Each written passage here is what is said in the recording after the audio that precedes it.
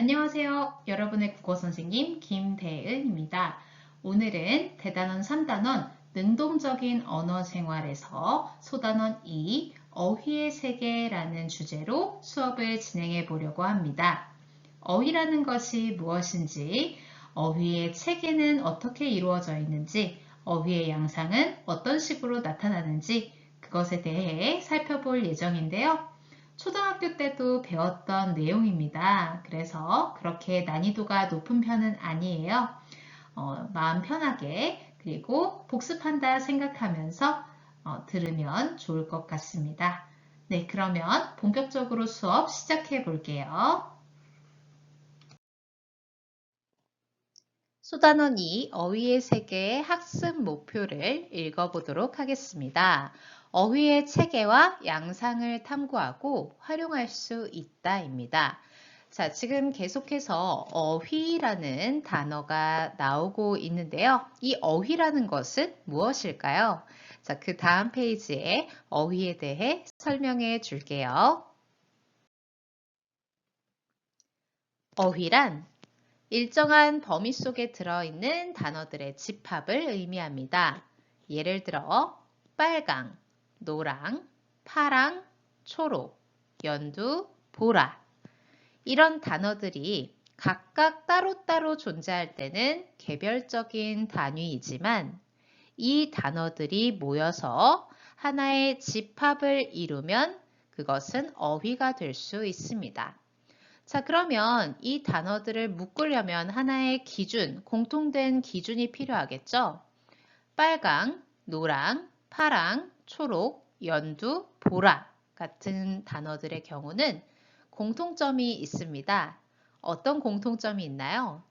그렇죠. 모두 색깔을 표현하는 단어라는 공통점이 있습니다. 자, 그래서 이렇게 빨강, 노랑, 초록, 보라, 파랑, 연두처럼 색깔을 의미하는 단어들이 하나의 집합을 이루면 색채어휘라고 묶을 수가 있는 거죠. 자, 이런 식으로 일정한 기준에 따라서 그 기준을 만족하는 단어들이 모여서 이룬 집합을 어휘라고 합니다. 우리말 어휘는 주로 단어의 뿌리, 단어의 기원, 그 단어가 어디서부터 나타났느냐에 따라서 고유어, 한자어, 외래어로 나누어지게 됩니다. 자, 그 내용을 앞으로 자세히 살펴볼 거예요. 어휘에는 특징이 있는데 단어의 단순한 집합이 아니라 단어 간 긴밀한 관련성을 이루고 있는 의미망이라고 보시면 됩니다.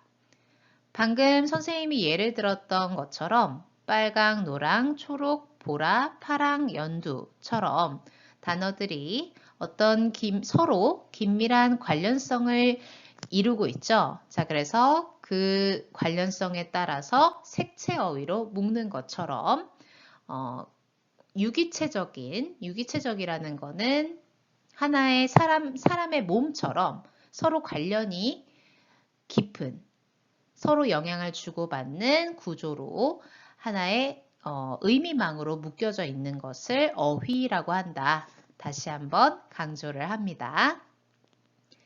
자, 이제 교과서 125페이지부터 나와 있는 문제들을 풀어보면서 어휘의 체계를 살펴보도록 할게요. 교과서 125페이지 생각과 발견 문제를 함께 풀어보도록 하겠습니다. 부산으로 여행을 간 정음이는 서점에 가게 되었어요. 서점에서 책을 둘러보다가 우연히 현수막과 안내판을 보게 되었는데 현수막에는 이바구는 조용하게 부산 땡땡 서점이라고 적혀 있었고요. 베스트셀러, 스테디셀러를 안내하는 안내판과 이달의 행사를 안내하는 안내판에는 최신 베스트셀러, 스테디셀러, 염가 판매, 꿀잼 소설 기획전이라고 적혀 있었습니다. 이 현수막과 안내판을 본 정음이는 와, 현수막과 안내판에 여러 종류의 단어가 쓰였네 라는 반응을 보였습니다. 자, 그래서 여기에서 우리가 풀어야 할 문제는요. 정음이가 말한 여러 종류의 단어에는 어떤 것이 있는지 찾아봐야 합니다. 자, 한번 찾아볼까요? 이바구는 조용하게 라는 부분에서 이바구라는 단어를 한번 볼게요. 혹시 이바구의 뜻을 알고 있는 친구가 있나요? 만약 이바구라는 뜻을 알고 있는 친구가 있다면 아마도 가족분 중에 누군가가 경상도 지역에 고향을 두고 계시는 분도 있을 거고 아니면 본인이 경상도 사투리를 조금 알고 있는 친구일 가능성이 높습니다. 이바구는 이야기라는 뜻을 지닌 경상도 사투리입니다. 그리고 이제 베스트셀러, 스테디셀러를 한번 볼게요. 베스트셀러, 스테디셀러는 우리가 아까 전에 살펴본 우리말 어휘의 체계의 세 가지, 고유어, 한자어, 그리고 외래어. 이 세 가지 중에 어디에 해당이 되는 것 같습니까? 그렇죠. 외래어에 해당이 되는 단어들이죠. 자, 그 다음 이달의 행사라고 되어 있는 부분을 볼게요.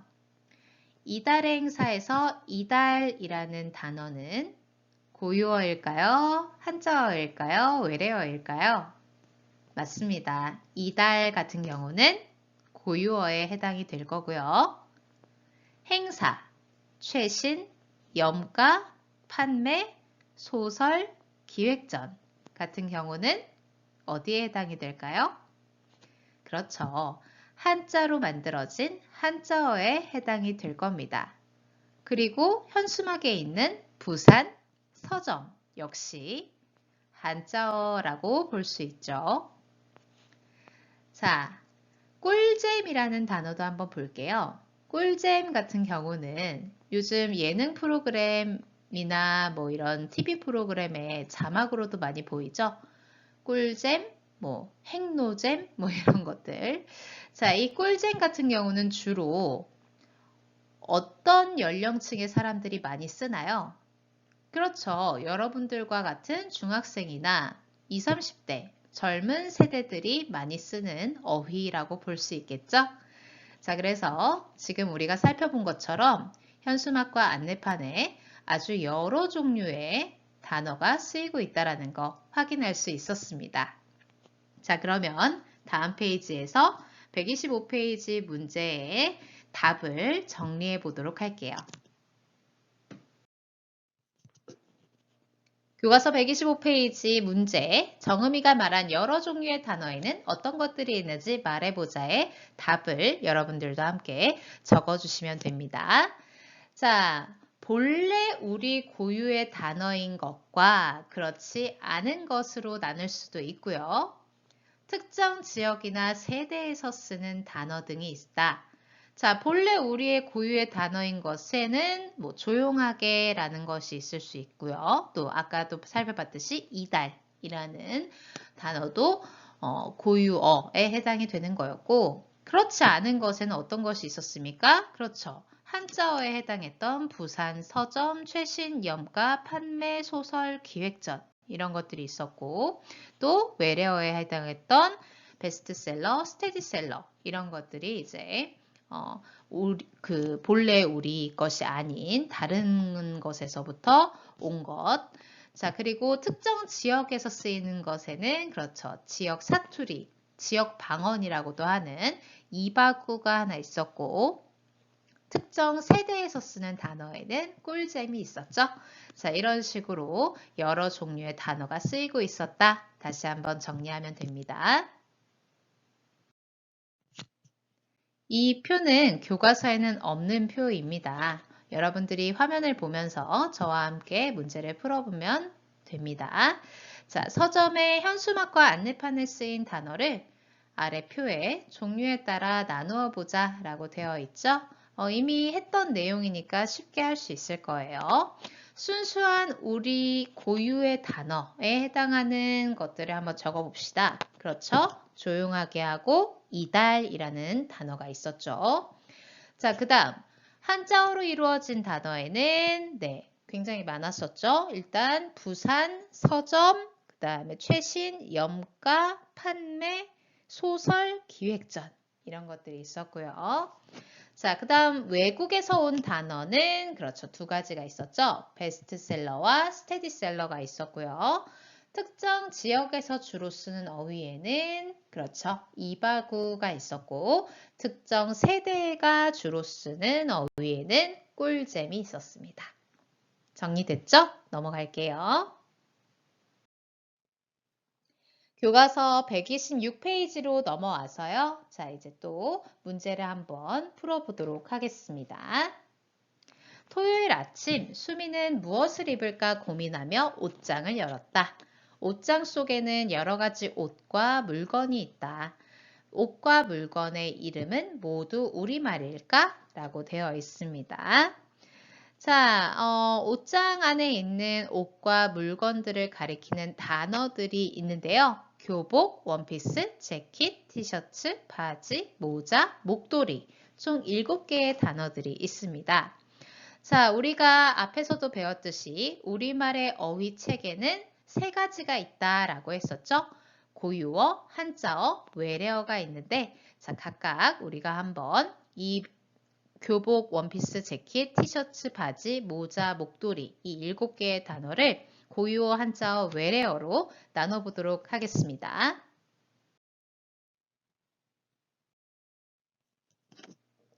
자, 교과서 126페이지 1번 교복, 원피스, 재킷, 티셔츠, 바지, 모자, 목도리 이 7개의 단어를 다음 기준에 따라 나누어 보자 라고 되어 있죠. 자, 먼저 고유어에 해당하는 단어들부터 찾아볼게요. 고유어라는 것은 본래부터 우리말에 있었던 말이나 그것을 바탕으로 하여 만들어진 말을 고유어라고 합니다. 자, 그러면 고유어는 몇 가지가 보이나요? 맞습니다. 2개가 보여야 하는데 무엇과 무엇일까요? 네, 바지와 목도리입니다. 자, 그러면 이젠 한자어를 한번 찾아볼게요. 한자를 바탕으로 하여 만들어진 말, 이것을 한자어라고 하는데 이미 힌트가 좀 나와 있습니다. 그렇죠.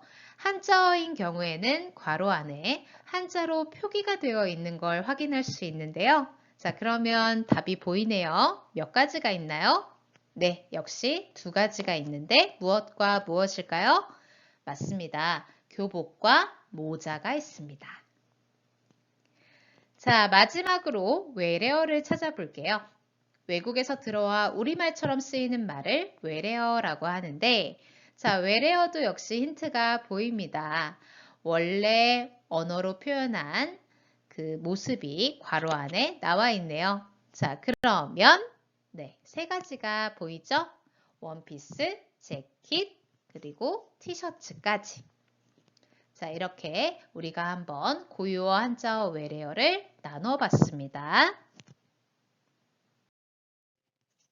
교과서 127페이지로 넘어와서요. 문제 2번을 풀어보도록 하겠습니다.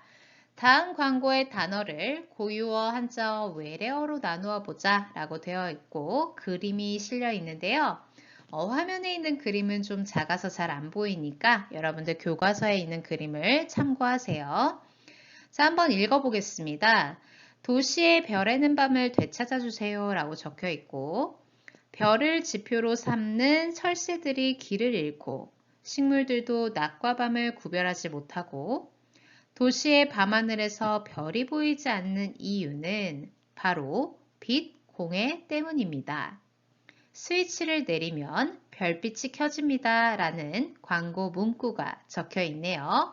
자, 그런데 잘 보면 광고 문구 안에 몇 가지 단어들 밑에 빨간색 밑줄이 그어져 있을 겁니다.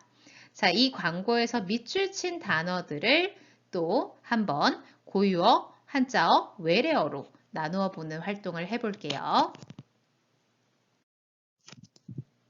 광고에 밑줄 친 단어에는 도시, 별, 밤, 지표, 철새, 길, 식물, 낮, 밤하늘, 이유, 스위치. 이렇게 총 11개의 단어의 밑줄이 그어져 있는데요. 자, 이것을 고유어, 한자어, 외래어로 나누어 보도록 하겠습니다. 자, 이미 고유어에는 별이라는 단어가 하나 들어가 있고요. 한자어에는 도시, 외래어는 아예 비어져 있죠. 자, 그러면 한번 찾아봅시다. 별 말고도 고유어에 해당하는 단어들은 무엇이 있을까요? 그렇죠. 밤이 보이실 거예요. 자, 그리고요. 네, 맞습니다. 철새. 자, 그리고 또 뭐가 있을까요? 네, 맞습니다. 길도 있고요. 또 낮. 그렇죠. 그 다음 마지막 밤하늘까지 찾아내시면 됩니다. 자, 여러분들도 교과서 127페이지 네모 칸에 답을 적어주면서 따라오시면 됩니다. 자, 그 다음 한자어도 한번 찾아봅시다. 도시는 이미 채워져 있고 도시 말고 어떤 것들이 한자어에 해당이 될까요? 그렇죠. 지표, 식물, 마지막 이유까지. 이렇게 4개가 한자어에 속합니다. 자, 마지막 외래어도 한번 찾아봅시다. 외래어는 딱 하나밖에 없어요. 네, 바로 스위치입니다. 자, 여러분들 이렇게 고유어, 한자어, 외래어 나누는 거 할 수 있겠나요? 지표라는 말은 어떤 것을 의미하는 거냐면 방향이나 목적, 기준 등을 나타내는 표지, 표시라고 보면 됩니다.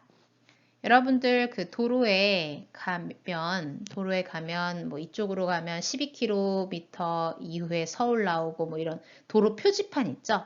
그런 것처럼 네, 하나의 지표라는 것은 뭐 그런 것들을 의미하는 거고요. 그리고 이제 빛공해라는 말이 아마 광고 속에 나왔었는데 빛공해라는 것은 도시의 조명이 필요 이상으로 너무 많아서 너무 밝고 많아서 사람과 자연환경에 주는 피해를 빛공해라고 합니다. 선생님도 이제 예전에 살았던 아파트가 조금 그 앞에 이렇게 네온사인 불빛이 좀 많은 곳이었어요. 그래서 밤이어도 마치 낮처럼 이렇게 불을 다 끄고 자려고 해도 너무 바깥이 환해서 잠을 푹 자지 못했던 경험이 있거든요. 그런 것들이 다 빛공해에 해당이 되는 사례라고 볼 수 있습니다. 자, 이제 교과서 128페이지로 넘어가 보도록 할게요. 자, 교과서 128페이지 문제 2번을 보면요. 다음은 인터넷 국어사전의 일부이다. 사전의 어떤 부분에서 고유어, 한자어, 외래어를 구분할 수 있는지 말해보자 라고 되어 있습니다. 자, 우리가 단어의 의미를 모를 때 이용하는 것이 국어사전이죠. 옛날에는 인터넷이 없던 시절에는 이렇게 책으로 아주 두껍게 국어사전이 있었는데요. 뭐 요즘도 있긴 있습니다. 여러분들 집에 잘 찾아보면 국어사전 하나 정도는 있을 거라고 생각을 해요. 그런데 요즘은 인터넷이 발달을 해서 굳이 종이로 된 사전을 뒤적거리지 않아도 우리가 모르는 단어들을 쉽게 인터넷으로 검색할 수가 있는데요. 자, 이렇게 검색을 하면 이런 식으로 이제 사전이 펼쳐지게 된다라는 겁니다. 자, 일단 검색을 하면 가장 먼저 나오는 것이 이렇게 맨 앞에 이렇게 자기가 본인이 찾은 단어의 모양이 나와 있는데 이것이 이제 뭐라고 하냐면 표제어라고 합니다. 자기가 찾고자 하는 단어의 모양이 이렇게 딱 나와 있고요. 표제어라고 하고요. 그 옆에 이제 보통은 표제어 옆에 뭐가 있냐면 이렇게 괄호 사이에 괄호가 있고 이 괄호 안에 원어 정보라고 해서 이 그 단어의 원래 모습 이 단어가 어디에서 유래했느냐에 따라서 원래 모습이 나타나는 원어 정보가 표시가 되게 되어 있습니다. 자, 그런데 여러분들 지금 별이라는 단어는 앞에서 살펴봤듯이 고유어, 한자어, 외래어 중에서 어디에 해당이 되는 단어였나요? 그렇죠. 고유어에 해당이 되는 거였죠. 고유어라는 것은 본래부터 우리의 말이었기 때문에 어디서부터 넘어온 말이 아니잖아요. 다른 데에서 넘어온 말이 아니기 때문에 원래의 모습, 원래의 뿌리, 원래의 모습이 나타나지 않는 것이 정상이겠죠. 자, 그래서 표제어 옆에 원어 정보가 없으면 고유어다라고 보면 돼요. 자, 그런데 반면에 도시나 스위치 같은 걸 봅시다. 표제어 옆에, 이런 표제어 옆에, 자, 표제어 옆에 괄호가 딱 있고, 이 도시는 고유어, 한자어, 외래어 중에서 어디에 해당하는 거였죠? 그렇죠. 한자어에 해당하는 거였죠. 자, 그렇다 보니 이 괄호 안에, 원어 정보 안에 한자로 도시를 표기해 놓은 원래의 모습이 나와 있는 겁니다. 반면에 스위치 같은 경우는 역시 표제어 옆에 괄호가 있고 그 괄호 안에 스위치라는 여러분들 요건 영어죠.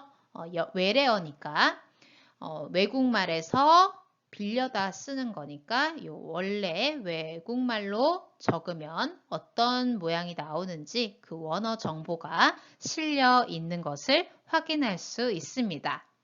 자, 그런데 예외가 있어요. 표제어 옆에 원어 정보가 안 나와 있으면 고유어다라고 하는데 너무 넘어온 지 오래돼서 토박이 말처럼 굳어진 마치 고유어처럼 굳어져서 굳이 원어를 표기하지 않아도 되는 외래어의 경우에는 원어 정보가 또 나와 있지 않는 경우가 있어요. 그런 거는 또 예외적인 경우가 있다 정도만 여러분들 알아두면 될 것 같습니다.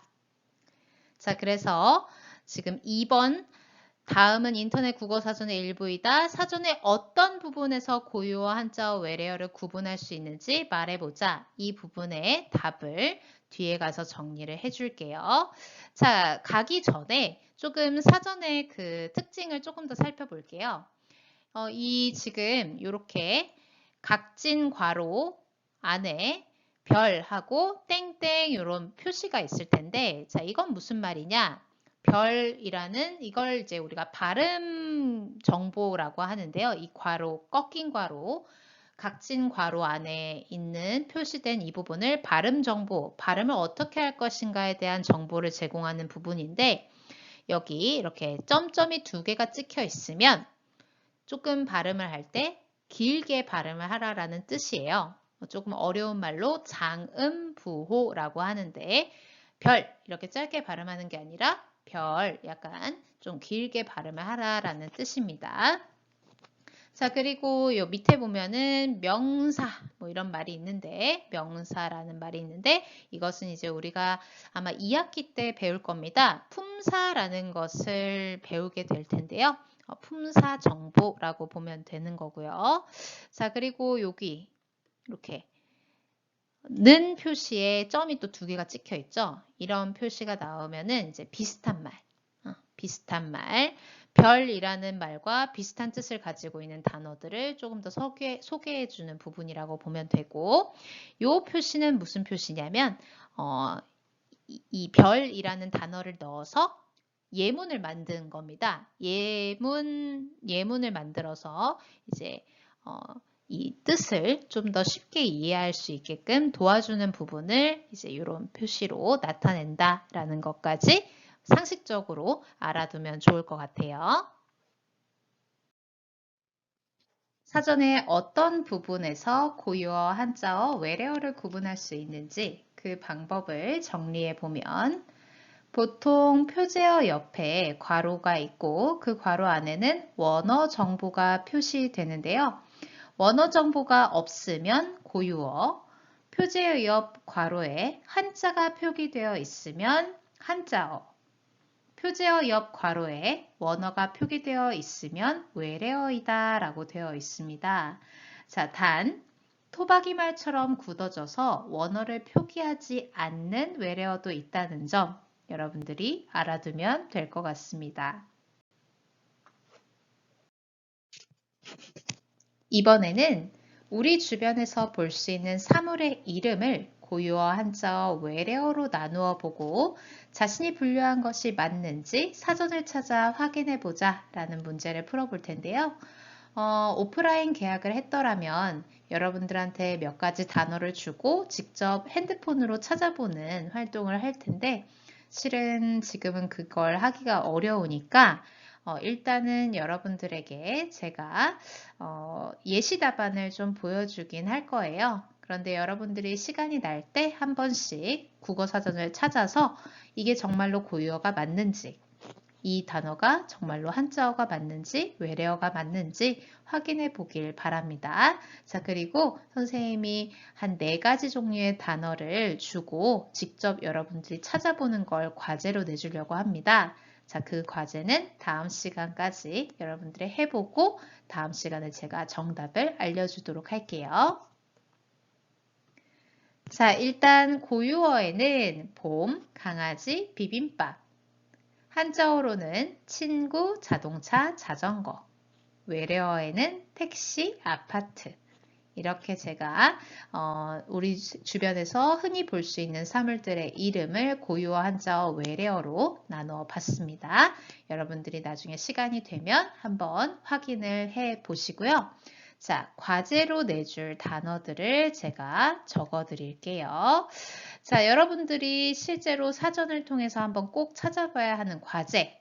자, 일단 먼저 우리가 자주 쓰는 비닐이라는 단어는 고유어, 한자어, 외래어 중에 어디에 속할까? 꼭 찾아보시고요. 우리 비닐봉투 할 때 그 비닐, 이것이 과연 고유어인지 한자어인지 외래어인지 찾아보시고요.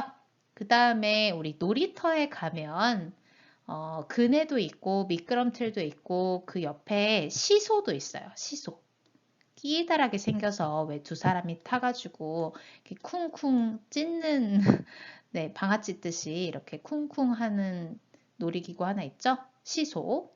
자, 시소도 외래어인지 고유어인지 한자어인지 한번 찾아보시고요. 그 다음에 옷 맵시가 좋다 할 때 맵시.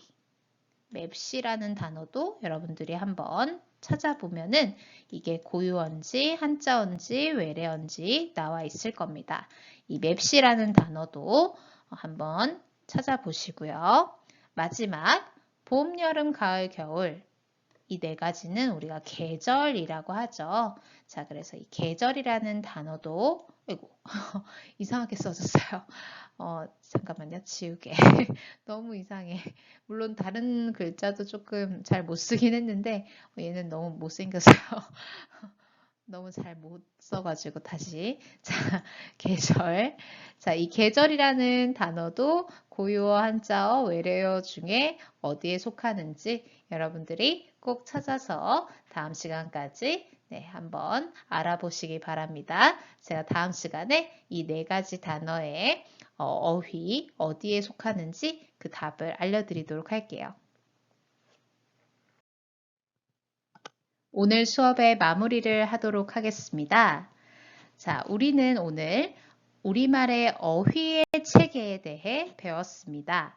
자, 교과서 128페이지 노란색 네모 박스를 보면은 어휘의 개념이 나와 있고 어휘를 나누는 기준이 나와 있을 텐데요. 한번 같이 읽어보도록 하겠습니다. 자, 어휘라는 것은 무엇이었나요? 네, 일정한 범위 속에 들어있는 단어의 집합을 말하는 것이었고 우리말 어휘는 단어의 뿌리, 즉 단어가 어디에서부터 왔느냐, 단어의 기원, 단어의 근원에 따라 3가지로 나눌 수 있었는데 어떻게 나눴었죠? 맞습니다. 고유어, 한자어, 외래어로 나눌 수 있어요. 자, 그러면 고유어는 무엇이냐? 본래부터 우리말에 있었던 말이나 그것을 바탕으로 하여 만들어진 말을 고유어라고 하고요.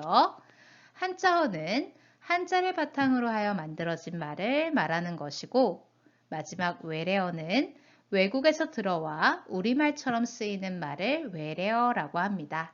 자, 이처럼 우리말의 어휘는 고유어, 한자어, 외래어의 체계를 갖추고 있다라고 되어 있네요. 자, 이렇게 세 가지 체계를 갖추고 있다고 해서 우리말의 어휘의 체계는 삼중체계다라고도 부릅니다. 자, 여기까지 오늘은 그렇게 어렵진 않은 내용을 공부를 해 봤습니다. 여러분들이 일상생활에서 쓰고 있는 단어들의 어휘의 체계 이런 것들이 있구나라는 것을 배웠길 바라고요. 다음 시간부터는 고유어, 한자어, 외래어의 특성에 대해 자세히 살펴보도록 하겠습니다. 오늘 수업 듣느라 고생 많았습니다. 우린 다음 시간에 만나요. 안녕.